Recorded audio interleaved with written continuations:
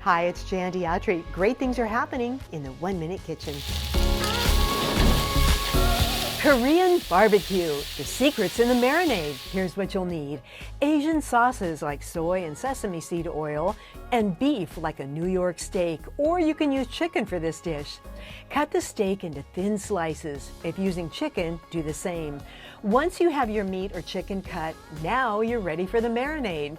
Combine soy sauce, mirin or rice vinegar, sesame seed oil, brown sugar, minced onion, chopped garlic, sliced green onion, fresh ginger, toasted sesame seeds, black pepper, and red pepper flakes.